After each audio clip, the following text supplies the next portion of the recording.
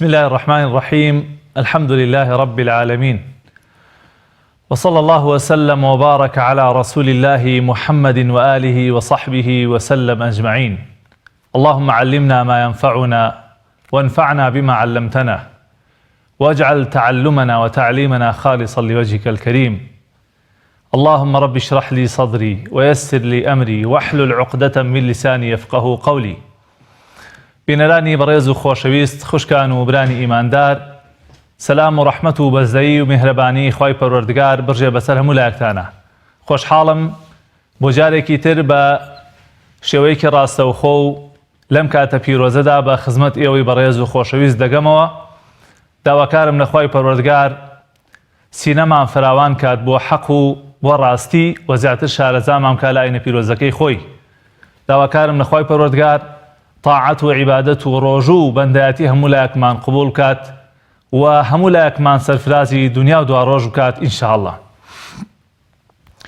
پاش کەمێکی تر بەڕێزان دەتوانن پەیوەندی بە بەرنامەکە بکەن و پرسیارە شەرعیەکانتان ئاڕاستە بکەن. پشتیوان بەخوای تەعالا لە خزمەت ئێوەی بەڕێز و خۆشەویستدا دەبین.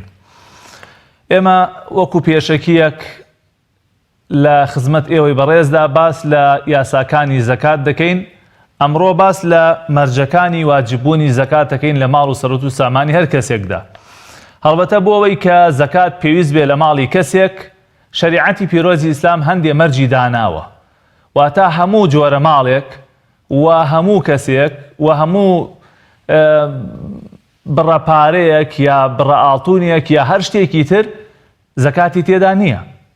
بەڵکو هەر ماڵێک کە زەکاتی تێدا واجبە بێ پێویستە هەندێ مەرج و شەرت کە شەریعەتی پیرۆزی ئیسلام دایناوە تیا بێتە دی. هەندێک لەو مەرجانە تایبەتە بە خاوەنی ماڵەکەوە، هەندێکیشی تایبەتە بە خودی ئەو ماڵ و سەرەت و سامانەوە کە زەکاتی لێ دەرئەکرێت. ئەو مەرجانەی کە پەیوەندیان بە خاوەنی ماڵەکەوە هەیە چەند مەرجێکن. یەکەم لەوانە زانایان باسییان کردووە، فەرموون ئەبێ ئەو کەسە ئازاد بێ کە سوپاس بۆ خوای گەورە ئێستا ئەو کۆیلە و کۆیلایەتی نەماوە تا زیاتر قسەی لەسەر بکەین. دووهەم ئەبێ ئەو کەسە موسڵمان بێ، واتە بە ئیجماعی زانایانی ئیسلام زەکات واجب نابێ لەسەر یان زەکات داوا ناکرێت لە کەسێکی بێباوەڕ، چونکە پێشەوەی کە زەکاتی لێ داوا بکرێ داوای ئەوەی لێکرێ بێتە نێو بازنەی ئیسلامەوە. پێغەمبەری خوا صلی الله علیه وسلم کاتێک کە معاذ ڕەوانەکە بۆ یەمەن ئەفەرمێ با یەکەم شتێک کە تۆ بانگەوازی ئەو خەڵکەکەی بۆ تەوحید و یەکتاپەرستی و لا ئیلاهە ئیلا الله بێ. ئەگەر گوێڕایاڵیان کردی، ئەگەر بە قسەیان کردی، ئەمجا فێری نوێژیان بکە، و ئەگەر نوێژیان کرد دواتر پیان بڵێ کە خوای پەروەردگار سەدەقەیەکی واجب کردووە لە ماڵ و سەرەت و سامانیانە لە دەوڵەمەندەکانیان وەربگیرێ و بدرێتەوە بە فەقیر و هەژارەکانیان. و زەکات بۆ پاکبوونەوەیە. کەسی بێباوەڕیش هەچەنێ ئەو زەکاتە دەربکا و پارە ببەخشێ پاک نابێتەوە، چونکە پاکبوونەوە لە دوای باوەڕبوون و لە دوای هاتنە نێو بازنەی تەوحید و یەکتاپەرستیەوە ئەبێت. خوای پەروەردگارە فەرمێت وما منعهم أن تقبل منهم نفقاتهم إلا أنهم كفروا بالله ورسوله. ئەفەرمێ ئەو بێباوەڕانە هیچ شتێوای لێ نەکردن کە نەفەقە و سەدەقە و خێر و بەخشینەکانیان لای خوا قبول بێ ئللا ئەوە نەبێ کە ئەوان بێباوەڕ بوون بە خوای پەروەردگار و بە پێغەمبەرەکەی عەلەیهی سەڵات وەسسەلام. کەواتە مەرجی قبولبوونی کار و کردەوەی ئێمە بریتێ لە ئیمان و تەوحید و یەکتاپەرستی خوای پەروەردگار. کەواتە ئەو کەسێک کە زەکات دەرەکا ئەبێ کەسێکی موسڵمان بێ. پاشان بەڕێزان ئەم زەکاتە پەیوەندی بە ماڵ و سەرەت و سامانەوە هەیە. پەیوەندی بەوە نیە ئەو کەسە بالغ بووە یا بالغ نەبووە، ئەو کەسە نێرینەیە یا مێینەیە، و ئەو کەسە حاڵەتی دەرونی تەواوە یا تەواو نییە. جمهوری عولەما زۆربەی زۆری زانایانی ئیسلام لەگەڵ ئەوەدان کە فەرموون زەکات لە ماڵی منداڵیشا هەیە، واتە ئەگەر منداڵێک مەسەلەن جاری وا هەیە میراتی بۆ ئەمێنێتەوە، میراتێکی باشی بۆ ماوەتەوە لە باوکی، ئەو میراتی ئەو پارە و سەرەت و سامانی کە بۆی بەجێ ئەمێنێ ساڵی بەسەر تێپەڕێ و گەشتی بێتە حەدی نیساب پێویستە زەکاتی لێ دەربکرێ. حتا ئەو کەسانیش کە حاڵەتی دەرونیان تەواو نییە یان ئەوانەی کە پیانەوە تێ شێت ناتەواو، ئەوانەیش بە هەمان شێوە ئەگەر پارە و سەروەت و سامانیان هەبێ واجبە زەکات لە پارە و سەروەت و سامانەکانیان دەربکرێ و وەلی و سەرپەرشتیارەکانی ئەبێ زەکاتیان بۆ دەرکەن حتا ئەو کەسانیش کە بێباوکن مادام پارەکەیان گەیشتی بێتە حەدی نیساب پیانەوتێ کەسێکی دەوڵەمەند ئەوانیش بە هەمان شێوە ئەبێ زەکات دەربکەن کەواتە زەکات پەیوەندی بنیە بۆ ئەو کەسە مکەلەفە یا مکەلەف نییە ئەو کەسە گەیشتوەتە حەدی بلوغ یا نەگەیشتوەتە حەدی بلوغ ئەمجا هەندێ مەرج هەیە شەریعەتی پیرۆزی ئیسلام دایناوە بۆ ئەو ماڵ و سەرەت و سامانەی کە زەکاتی لێ دەرەکرێ یەکەم ئەبێ ئەو ماڵ و ئەو سامانەی زەکاتی لێ دەرەکرێ لەو سینفانە بێت لەو جۆرانە بێت کە زەکاتی تێدا واجب کراوە لە شەریعەتدا چونکە هەموو شتێک زەکاتی تیا نییە واتە بۆ نمونە ئەبێ ئاڵتون بێ یا زیو بێ یا هەندێ بەروبوومی کشت و کاڵی و میوەهات بێ یا خەزنە و کانزاکان یا ماڵی بازرگانی ئەمانە کۆمەڵێشتن لە شەریعەتی پیرۆزی ئیسلامە زەکاتیان لەسەردانراوە بەڵام لە بەرامبەریشدا شتانێکی زۆرمان هەیە کە زەکاتی تێدا واجب نییە واتە ئەو ماڵی کە زەکاتی لێ دەرەکرێ ئەبێت لەو شتانە بێ کە لە شەریعەتی پیرۆزی ئیسلامە دیاری کراوە کە پێویستە زەکاتی لێ بدرێت خاڵێکی تر ئەبێ ئەو ماڵ و سەرەت و سامانە گەیشت بێ بە حەدی نیساب حەدی نیساب چیە بەڕێزان ئەو بڕێیە کە شەریعەتی پیرۆزی ئیسلام دیاری کردووە بۆ ئەوەی کە ئەگەر گەیشتە ئەو ئەندازەیە ئەوە نیشانەیەک بێ کە زەکات تایە واجبە مەسەڵەن بۆ نمونە لە ئاڵتونە ئەبێ بگاتە 20 مسقال ئاڵتون ئەوە پێوتێ حەدی نیساب ئەمجا زەکاتی تێدا واجبە بێ مەسەڵەن لە دانەوێڵەیە ئەبێ بگاتە تەقریبەن 650 کیلۆ ئەمجا زەکاتی تێدا واجبە بێ پارە کە ئەمڕۆ ئەشکێنرێتەوە بە ئاڵتون ئەبێ گەیشت بێتە 5 ملیۆن و نیو ئەمە پێوتێ حەدی نیساب یا بۆ نمونە لە مەڕدا ئەبێ بگاتە 40 سەرمەڕ ئەمجا زەکاتی تایە ئەمانە پێوتێ نیساب هەتا نەگاتە ئەو ئاستە هەتا نەگاتە ئەو بڕە زەکاتی تێدا واجب نابێت خاڵێکی تر بەڕێزان ئەبێ ئەو مڵک و سەرۆت و سامانە مڵکی تەواوی ئەو کەسە بێ مافی هیچ کەسێکی تری بەسەرەوە نەبێت خۆی پەروەردگار لە قورئانی پیرۆزە ئیضافەی ماڵ و سەرۆت و سامانەکە بۆ لای خاوەنەکەی ئەفەرمێ وەفی ئەموالهم لعین لە ماڵ و سەرۆت و سامانەکانیان چی هەیە حق للسائل والمحروم یان ئەفەرمێ خذ من ئەموالهم صدقة لە ماڵ و سەرۆت و سامانەکەیان کەواتە ئەبێ ئەو ماڵە هی خۆی بێ ئەو کەسە نابێ بە ئەمانەت لە لای بێ نابێ لە ڕەهناوەری گرت بێ ئەبێ حەق و مافی هیچ کەسێکی تری بەسەرەوە نەبێت ئەمجا زەکاتی تێدا واجبە بێ لێرە پرسیارێک دێتە ئاراوە ئەویش ئەوەیە ئایا ئەگەر کەسێک پارە و سەرۆتێکی لای کەسێکی تر بوو یعنی پارەیەکی بە قەرز دابوو یە کەسێکی تر ئایا ئەمە ئێستا ئەم پارەیە لە لای خۆی نییە کێ زەکاتی بدا و چۆن زەکاتی ئەدرێ و ئایا زەکاتی ئەدرێ یاخود نادرێ ئێمە زۆر جار بەڕێزان باسمان کردووە زەکات لە دوو حاڵەت بەدەر نییە یا ئەوە تا ئومێدی دانەوەی لێ ئەکرێ یا ئەوە تا ئومێدت نییە ئەو قەرزەت بدرێتەوە ئەگەر ئەو قەرزە ئومێدی وەرگرتنەوەی هەبوو بۆ نمونە لای کەسێکە ئینکاری لێ نەکا حاشای لێ ناکە ڕای نەکردووە خۆی نەشاردووەتەوە و پیا ڕابینی کە قەرزەکەت باتەوە دێتە دەسێەوە دڵنیای لەوەی کە ئەو قەرزەت بۆ دێتەوە نافەوتێ ئەوە ئەبێ لەگەڵ پارەکانی ترتا کە حازرە زەکاتیان دەربکەی چونکە وەکوایە ئەو پارەی لای خۆت بێ و زەمانەتی هەیە و ئەو پارەی نافەوتێ قەرزێکی ترمانەیە بەڕێزان ئومێدی وەرگرتنەوەی لێ ناکرێت لای کابرایەکە ئینکاری لێکە حاشای لێکە یا خۆی شاردووەتەوە یا ڕای کردووە یا ئەڵێ وەرە بمکوژە ئیفلاسم کردووە نیمە و بە هیچ جۆرە نیمە بدەمەوە چیم لێکەی یا ئەزانی ئەو کابرایە بە ئاسانی بۆی نادرێتەوە لەم حاڵەتانەیە بەڕێزان وەکو وایە ئەو کەسە پارەی نەبێت وەکو وایە ئەو کەسە ئەو پارەی فەوتا بێ بۆیە زەکاتی لێ دەرناکا لەو حاڵەتەیە تاکو هەر کاتێک کە وەری ئەگرێتەوە هەر کاتێ وەری گرتەوە وەکو شەیخ الئیسلام ئیبن تەیمیە فەرمێ نزیکترین کات نزیکترین قەول ئەوەیە کە هەر کاتێ وەریگرتەوە زەکاتی 1 ساڵی لێدا. یعنی بۆ نمونەیە بێنم بۆی باشتر تێبگەین.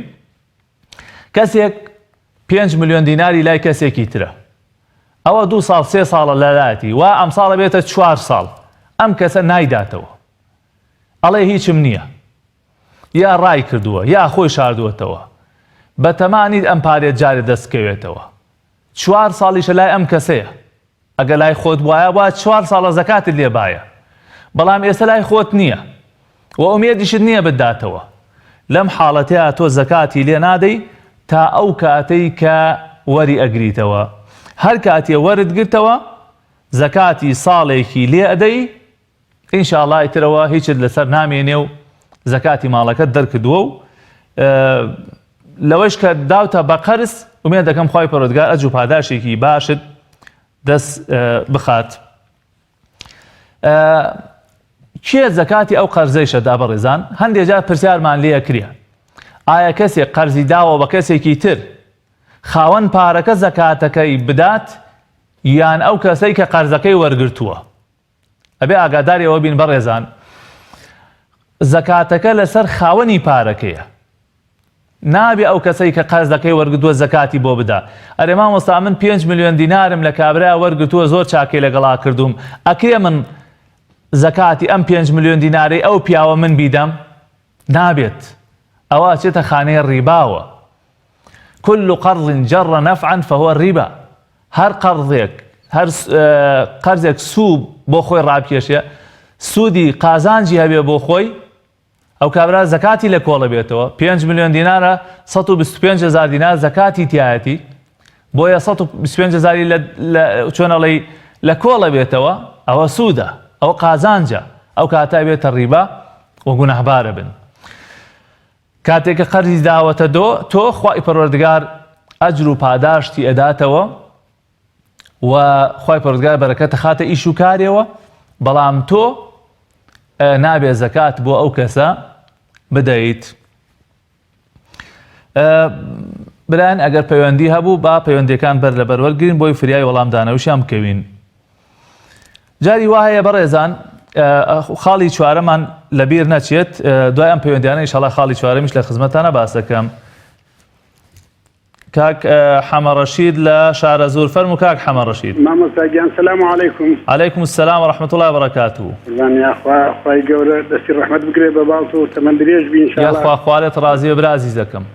پرسیارێکم لە خزمەتە. من لە خزمەتم فەرموو. بەخشینەوەی قورئان بە هەدیە بۆ تەلەبەی قورئان بۆ خەڵکی قورئان خوێن بۆ مزگەوت بۆچی سەوابەکەی چۆنە لە لای خوای گەورە ئەگەر ئیشارەتێکی پێ بکەی بۆمان بەسەر چاوم ئینشاءڵڵا لە خزمەت تابم. من زۆر سپاس دەکەم مامۆستا گیان. خوای گەورە سەربەرزت بکە. کاتی نەگرم لەبەرەوە لەسەر خەت خەڵک زۆرە. خوای گەورە لێت ڕازی بێ کاک حەمە ڕەشید گیان. یاخوا سەربەرزی لە بەردەم دادگای خوای گەورە. ئامین لەگەڵ جەنابتانە. زۆر سپاس دەکەم. زۆر سپاس دەکەم قوربان گیان. قوربان. کاک ئیلیاس لە هەولێرەوە فەرموو. کاک ئیلیاس گیان. کاک ئیلیاس گیان فەرموو. مامۆستا گیان سەلام عەلەیکوم. عەلەیکوم السەلام وەڕەحمەتوڵڵاهی. زەحمەت نەبی مامۆستا گیان دوو پرسیارم هەیە. باڵێ فەرموو. پرسیاری یەکەمم مەبلەغی پارەمان لای کەسێکە، بەتەمای ئەوە نی بماناتەوە، نازانی ئەگرێتەوە ناگرێتەوە چۆنێ ساوت ئیباژ نییە، ئایا پارەکە زەکاتی لێکەوێ یان نە؟ پرسیاری دووەمت. پرسیاری دووەمم مامۆستا گیان زەکاتی ژنێر بە یەکتری ئەبێت یان نە؟ زەکاتی چی؟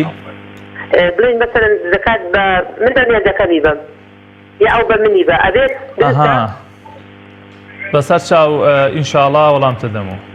چاوت خۆشی سەلامەتی خوات لەگەڵ. خوای گەورە لێت ڕازی بێ ئەخوا. دایکی یاد فەرموو خوشکی بەڕێزم. السلام عليكم عەلەیکم السەلام وەڕەحمەتوڵڵی وبەرەکاتوهو. ئەم کاتە باش مامۆستا گیان. یاخوا لە خۆشیابی خوشکی بەڕێزم. وەڵڵای مامۆستا دوو داواکارم هەیە گە بتوانم بۆمان جێبەجێبکەم. یەکەم زۆر پێویستم بە دوعای خێرە بۆم بکەن.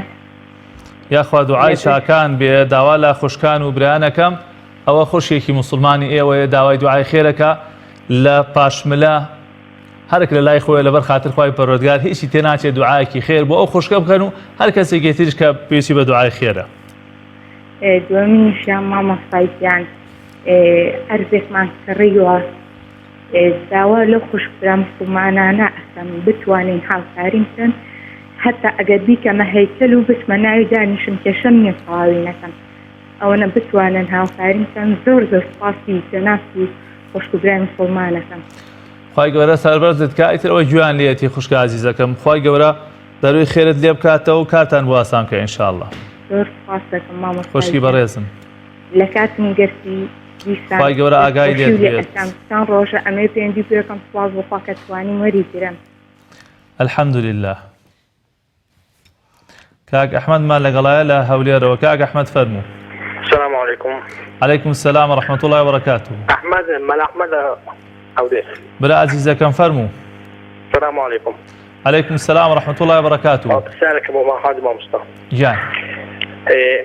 أشي بانجدم. أشي بانجدم.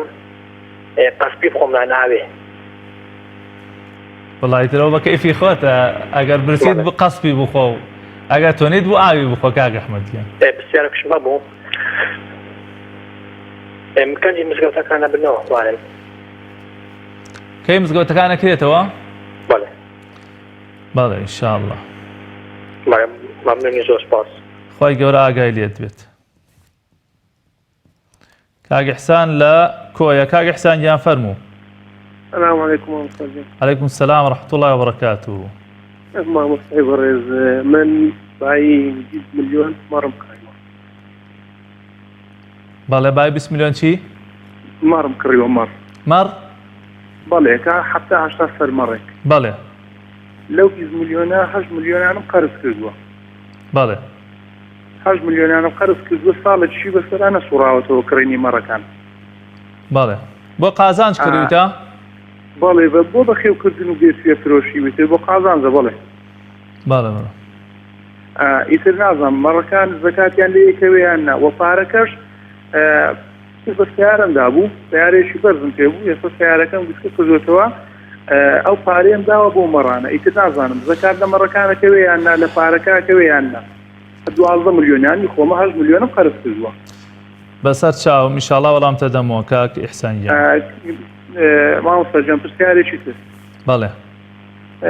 خەڵکێکیە معاشی نییە ئەنی داهاتێکی پای نییە پێی بژێ بەڵام نازانی ئەو کەسە پاشەکەوتی هەیە یان نا لە ماڵەوە پارێکی هەیە یان نا زەکاتی وەرەگرێ ئیتر نازانم چۆنی ئەو کەسانە لێکەوە زەکاتیان بدەیت تێ نەدەیتێ. بەڵێ بەڵێ. بەسەر چاو ئینشاڵڵا وەڵام تەدەمەوە. دەست خۆش بێ مامۆستا. خوای گەورە ئاگای لێت بێ خۆ. خوشکە ماریا لە هەولێر فەرموو خوشکی بەڕێز. سلام عليك باش مامۆستا. یاخوا سەربەرز بی. عەلەیکوم سەلام وەرەحمەتوڵڵا. مامۆستا ئەزێکی شت دەبین بەس پرسیارێکم هەبوو. بەڵێ. ئەوە ئەمن لە قورئان کە دەخینم بەرە تەواوبوونی ختمەکەی بەڕوە کە ختمەکەی تەواو دەکەم چ بڵێم؟ بەڵێ دوعای دوای ختم. بەڵێ. بەسەر چاو خوشکی بەڕێزم. سپاس مامۆستا. خوای گەورە ئاگای لێت بێت. سپاس مامۆستا.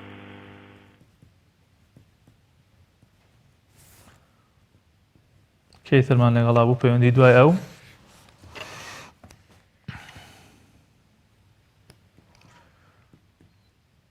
دایکی هێمن لە سلێمانی. فەرموو دایکی هێمن.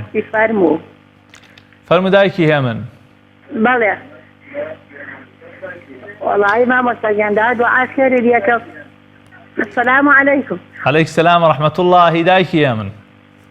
کاو ماچەکەم و دەستی شوماچەکەم. خوای گەورە لێت ڕازی بێ خوا سەربەرزت کە دادەگیان. بەڵێ. مامۆستا گیان. بەڵێ. گوێم لێتە دایکی هێمن. مامۆستا گیان دوعای خێری لێکەم ئیشتەڵات ڕزایەکم نەخۆشە و بەساقەم هەر ئەو یاخوا دوعای چاکان بێ یاخوا دوعای چاکان بێ خوای گەورە شیفای بۆ بنێرێ ئینشاءڵڵا. دوعای خێریشکە بۆ ئەو مناڵانەم ئیشتەڵا خوا دەری بە ڕەحمەتیان لێ بکاتەوە ئیشتەڵڵا. ئینشاءڵڵا پەنا بە خوای گەورە دوعای چاکان ئینشاءڵڵا. بەساقەوم. یاخوا سەربەرز بی دایکی هێمن. خوا حافیزی بێ و خوای گەورە ئاگادارت بێ، خوای گەورە پشتیوانتان بێت. کاک ڕێبوار لە تەقتەقە فەرموو کاک ڕێبوار. ئەم کاتت باش مامۆستا هەموو کاتێکت پڕ خێر و خۆشی. سلامەتی سپاس. لە مامۆستا بەنسبەت ڕۆژیەوە ئەو لە دەموەردان ڕۆژەی بەتاڵان کاتەوە. چی ڕۆژە بەتاڵان کاتەوە؟ ئەو لە دەموەردان. ئاو لە دەم وەردان. بەڵێ بەڵێ. بەسەر چاویش هەڵا وەڵامتە دەمەوە. بەیزیان دەستخۆش. سەرچاو. خوای گەورە ئاگای لێت بێ یا ڕەبی.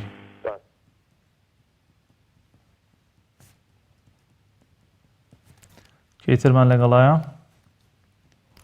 دایکی هانا لە سلێمانی. فەرموو دایکی هانا. باش مامۆستای بەڕێز، خوای گەورە لێت ڕازی بێت. وڵای ئەرزێت لە بێت و پرسیارم هەیە. فەرموو خوشکی من. وڵای من دوو مناڵم هەیە، یەکیان کچێک و کوڕێکە، یەکیان 9 ساڵە و یەکیان 6 ساڵە. بەڵێ. اینجا بە ڕۆژووە بن، یعنی من حەزەکەم بە ڕۆژوو بن کوێر بن، بەڵامی تر ئێوە کچەکەم 15 ڕۆژی لێ گرتووە و کوڕەکەش 6 ساڵەکە 12 ڕۆژی گرتوون، جاڵن بۆ گەشەی خراپە. شتی وا هەیە؟ هەرە پرسیارەت هەیە؟ ئەرە وەڵای تر ئەگەر بە ڕۆژوو بن گوناحبار نابن مناڵن. بەسەر چاو ئینشاڵڵا وەڵامتە دەمەوە. باشە دەست خۆش مامۆستای بێ. خوای گەورە ئاگای لێت بێ. باوکی ژیلوان لە هەولێر. باوکی ژیلوان فەرموو. سلام علیکم باشی مامۆستا گیان. عەلەیکم السەلام وەڕەحمەتوڵڵاهی. باوکی ژیلوان. دەستخۆشی ئەو بەرنامە جوانە لێ دەکەم بۆ پاشیوانە کە خۆتان مالی دەکەن. خوای گەورە لەمان قبوڵ بکە. دەستخۆشی لێ دەکەم. خوای گەورە بیکا بەمای خێر. مامۆستا یەک داواکاریم لە دەناف و لە گشت خەڵکی خێرخواز هەیە. مامۆستا خوا شایەدە ئەوە عەمدەی ڕەمەزانە 1000 لەو ماری سەرف بکەم و خوا شایەد 1000 لە مندارەکانم وەڵڵا 10 سارێک دەیتیمە 2 مندارم هەیە عەمەلەمە ئەو 2 مانگە لە مارێک کەتیمە هەموو خالمم بیتە قەرز 2 کرێخانیم لەسەرە پارەی مۆریدەم لەسەرە مامۆستا گیان. خوا هاوکارێتم بکەن، خوا خێرتان نووسی، خوا زای خێرتان داتەوە. مامۆستا خوا شایەدە وەڵام گەلە خراپ، خوا شایەدە بە خۆتان ببینن وەرم ببینن. ئەگە مافیەکەکەم خوارد یا ڕەبی خوا لێم وەرنەگریتن. وەڵڵا ئینشاءڵڵا قسەی لەسەرەکەین. ئەمە نییە بە پاشی و بە هێوارە نستی دەخۆی خوا نەشی بڕیتن. وەڵڵا ئینشاءڵڵا قسەی لەسەرەکەین باوکی ژیلوان. خوای گەورە دەرێ خێرتان لێ بکات. بران دەکەم ڕقەمەکەم وەگرن هەر کەسێک هات بە هەنامەوە خوا خێری بنووسی خوا خێری ئێوە خوای پەروەردگار کاتان بۆ ئاسان کە. ئینشاءڵڵا قسەی لەسەرەکەین برا عەزیزەکەم. پەیوەندی دوای ئەو کاک تەحسین فەرموو برا عەزیزەکەم. مامۆستا گیان سەلام عەلەیکوم. عەلەیکم السەلام وەڕەحمەتوڵڵاهی وبەرەکاتوه. مامۆستا گیان پرسیارێکم هەیە بێ زەحمەت. لە خزمەتین فەرموو. بێوەی دیاخوا وەڵڵا ئەڵەم سەرترا لەسەر مسکین و فەقیر ژواتبە ئەگەر واجب بێ ئایا ئەتوانێت لەو پارێکە خەڵگەیاتێ سەرسەریە دەرکە خۆی؟ هەرە پرسیارەت هەیە؟ هەرە وەڵام مامۆستا گیان. بەسەر چاو ئینشاءڵڵا وەڵامتە دەمەوە. چاوەکانت رابێت. سەلام.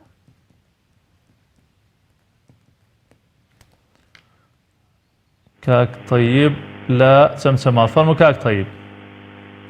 مامۆستا سەلام عەلەیکم. عەلەیکم السەلام وەڕەحمەتوڵڵاهی وبەرەکاتوه.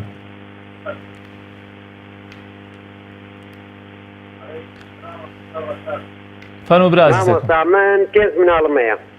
بەڵێ.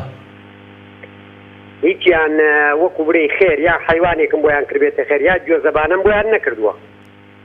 بەڵێ.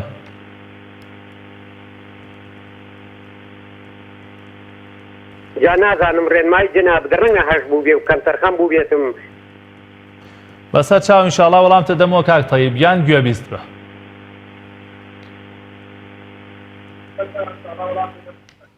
با پەیوەندی کۆتاییمان ئەم برای بێت. کاک خالید لە کەلارەوە. فەرموو کاکە خالید گیان. السلام عليكم مامۆستا گیان. عەلەیکم السەلام وەڕەحمەتوڵڵاهی وبەرەکاتوه. واجد ڕازی بێ یاخە مامۆستا گیان. وەڵام مامۆستا یەک پرسیارمان هەیە زەحمەت نەبێ. گیان. ئێوارانە لە کاتی بەربانگە مزگەوتی هەیە 6 دقەت پێش ئەوەی بگێتە حەدی خۆی بانگ بدات. بەڵێ. ئەو بانگە دات. ئایا ئەو بانگە ئێمە بیشکێنین یا نییە بۆمان لەقینی ئەو بانگە بیشکێنین؟ بەسەر چاو وەڵامتە دەمەوە. زۆر خوای گەورە لێ ڕازی مامۆستا گیان. مەمنوون. خوای گەورە سەربەرزت کە.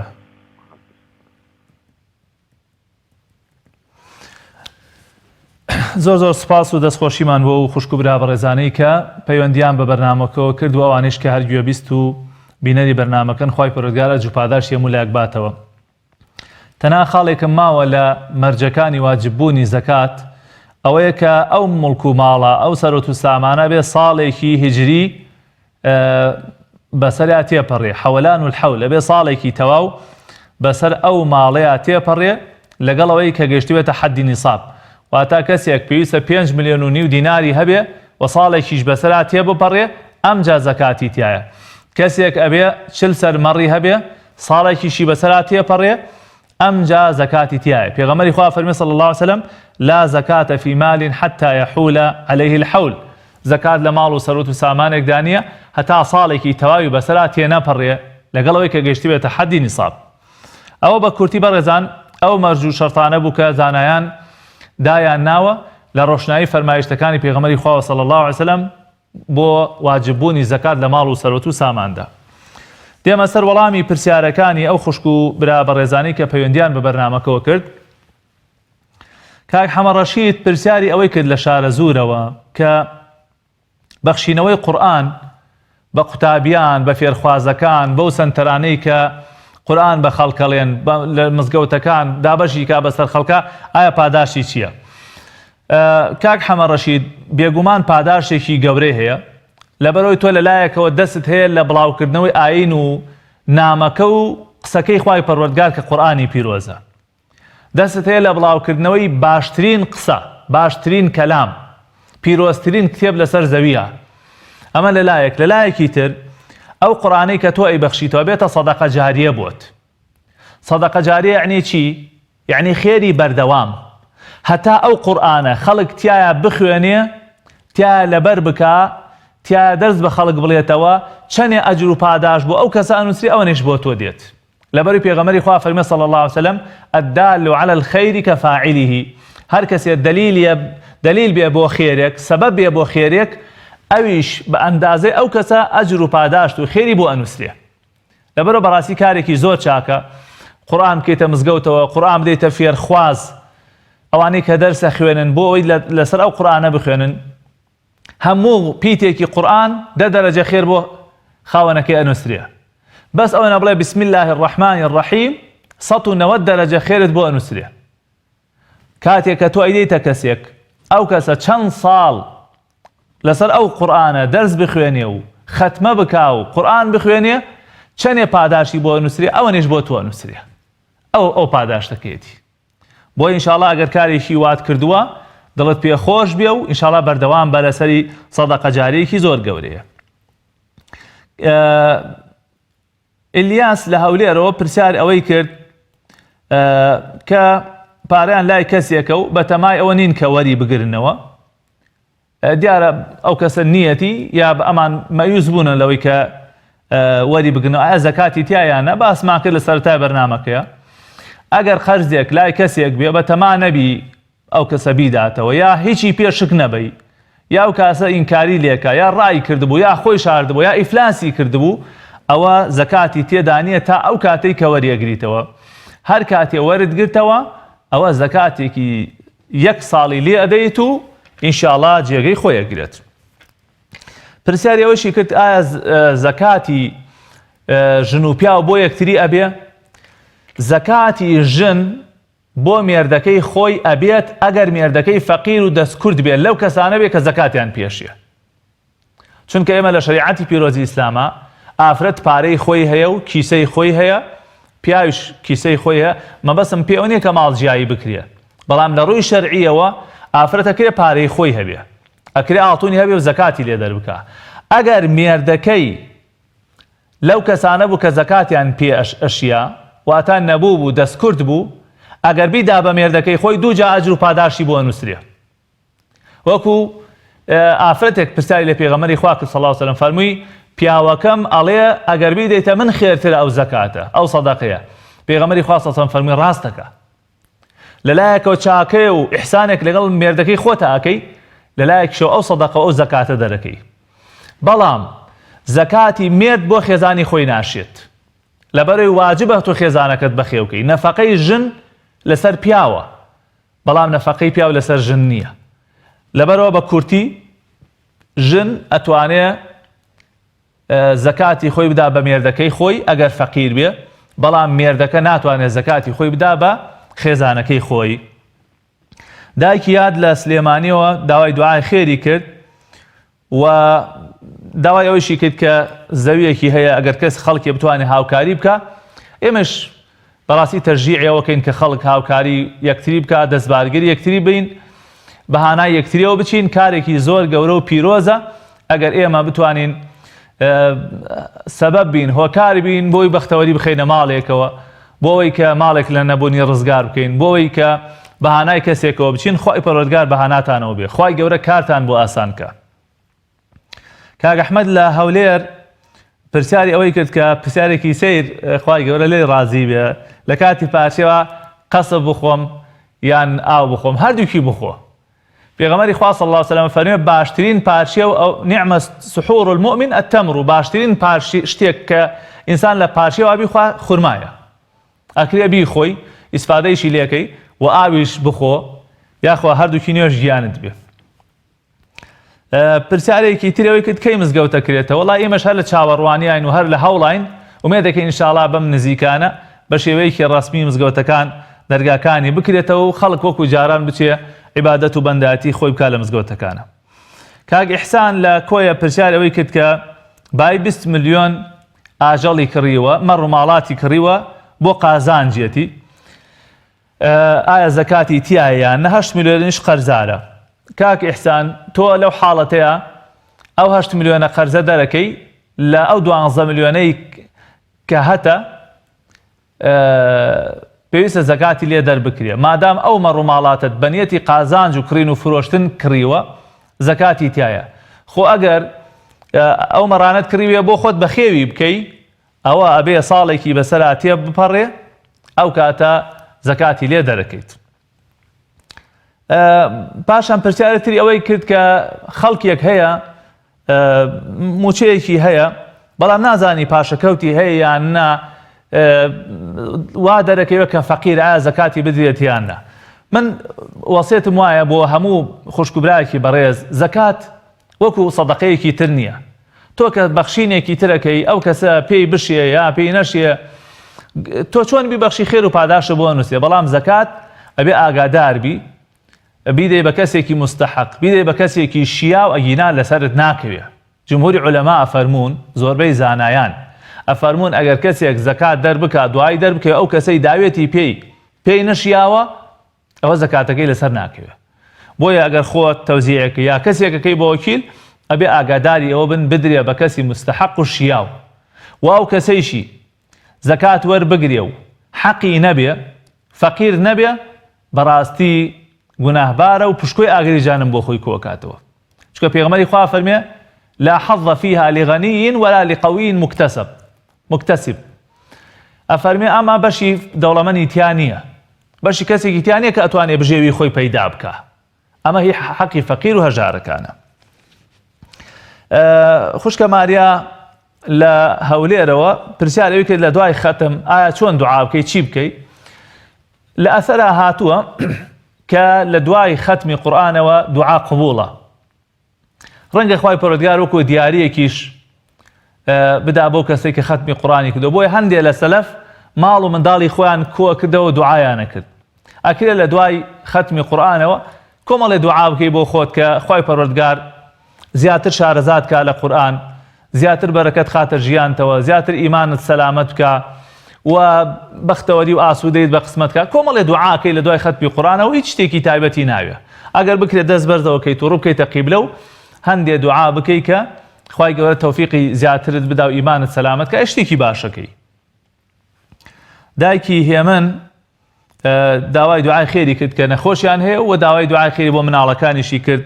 دوعای مسلمان بۆ مسلمان قبوڵە، دعاء المسلم لأخيه بظاهر الغيب مستجابة. دعای برای مسلمان لە پاشملە بۆ برایەکی مسلمان قبوڵە. ئێمە لە خوای گەورە پاڕینەوە، ئێوەش بۆی بپارێنەوە کە خوای تەعالا منداڵەکانی بۆ ساڵح کا و شیفای نەخۆشەکانی بنێرێ و خوای پەروەردگار ڕەحم بە هەموو خوشک و برایەکی مسلمان بکە. ناکری ئێمە لەوەیان ڕازیلێ بکەین.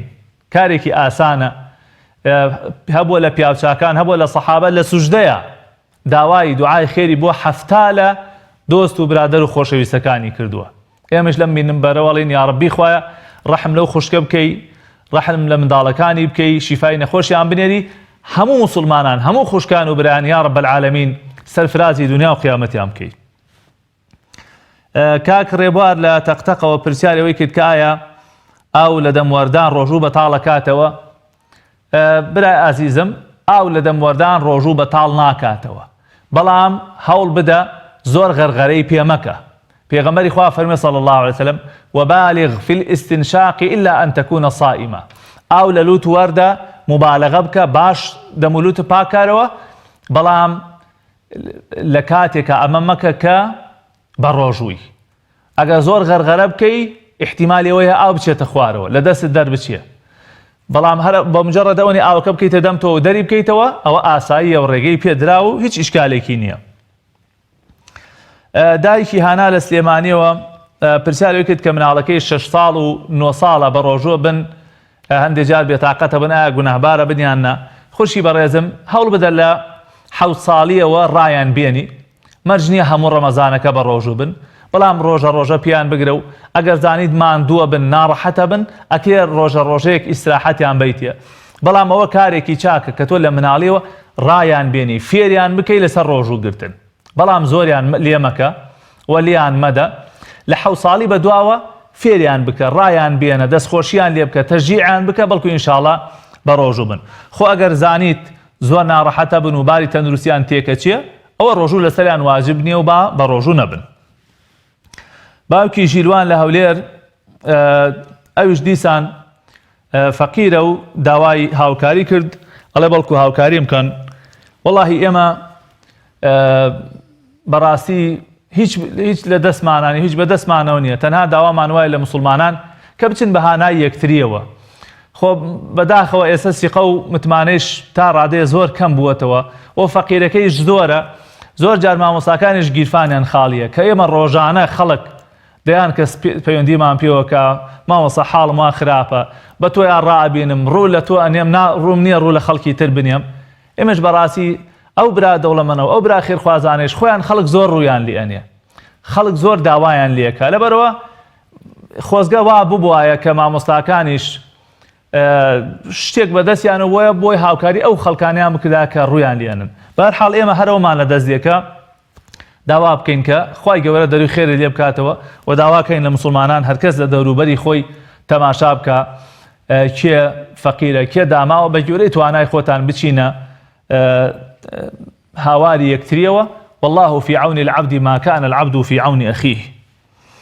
کاک تەحسین پرسیارەوەی کرد کە ئەگەر کەسێ خۆی فەقیر بێ بڕێ پارەی زەکات وانە وەربگرێ، ئەتوانێ سەرفترە بدا؟ بەڵێ، مادام ئەوەندە پارەی هەیە کە شەو ڕۆژی جەژنی پێ بەڕێ بکا و پێداویستەکانی جێبەجێ ببێ وەلێی زیاد بێ، ئەو کاتە پێویستە سەرفترەکە بدا.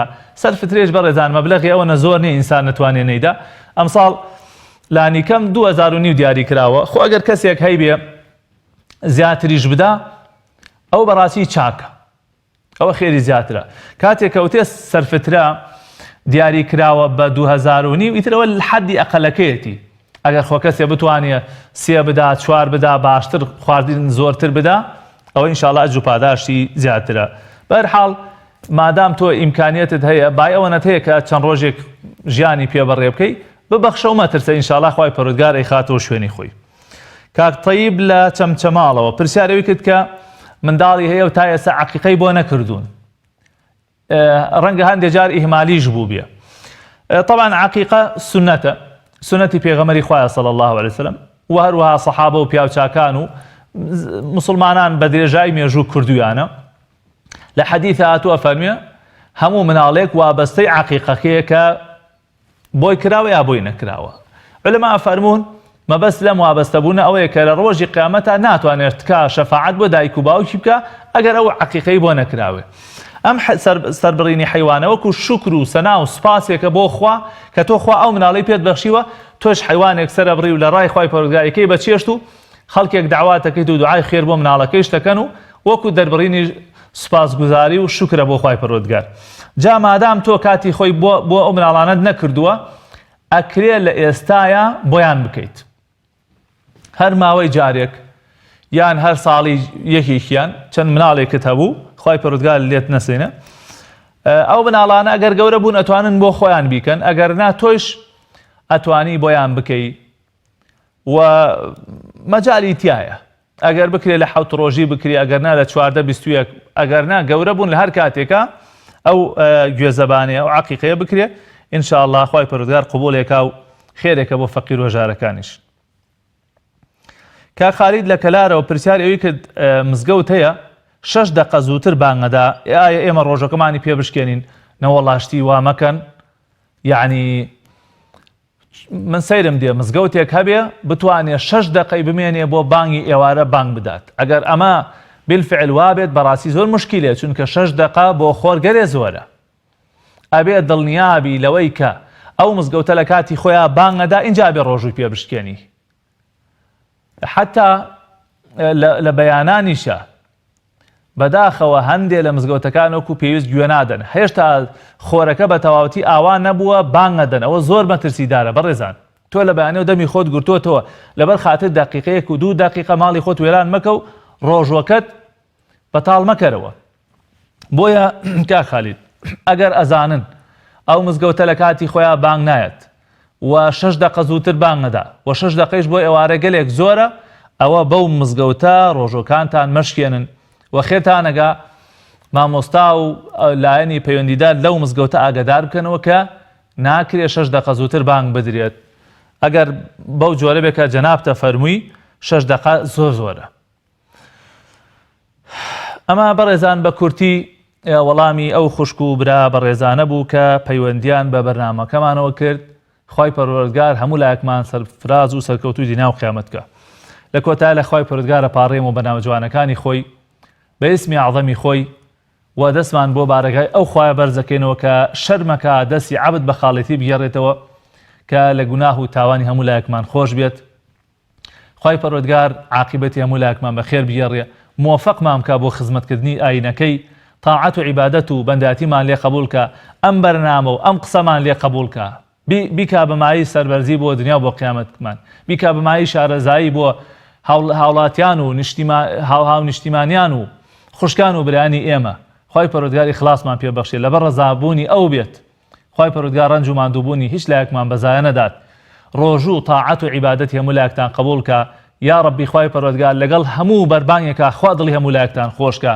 شیفای نەخۆشتان بنێرێ قەرزی قەرزارەکانمان باتۆ یا رب العالمین خوای بۆ خاتر گەورەی خۆت دڵی هەموو خوشک و براکی مسلمان لەم مانگە پیرۆزەیە خۆشکەی ڕەحمەت و بەزایی و میهرەبانی خۆت بۆ سەر دڵەکانمان دابارێنی قورئان بکەیتە تکاکار و شەفاعەتکار بۆمان ڕۆژوو بکەیتە شەفاعەتکار بۆمان لە ڕۆژی قیامەتە ئەم وڵاتی ئێمە وڵاتی مسلمانان پڕ بکەی لە خێر و خۆشی لە ئەمن و ئاسایش بە دووری بگری لە دەرد و بەڵا و نەخۆشی و هەموو قەیران و هەموو بەڵا موسیبەتی یا رب العالمین هەر مسلمانێک لە هەر شوێنێکی ئەم دنیا پێویستی بە دوعای خێری ئێمە هەیە و داوای دوعای خێری لێ کردوین پەروەردگارە بە گەورەی خۆت بەهانایەوە بچی بە گەورەی خۆت دەروی خێری لێ بکەیتەوە یا رب العالمین ئەو برا خۆشەویستانەی کە لەگەڵ ئەم بەرنامەیە ماندووە بن بەم کاتە ناڕەحەتی ئەبینن ئەزیەتە کێشن یا ربی خوایە بۆیان بکەی بە توێشوو بۆ ناو قەبر و قیامەتیان آمين آمين وصلى الله وسلم على نبينا محمد وآله وصحبه وسلم أجمعين والسلام عليكم ورحمة الله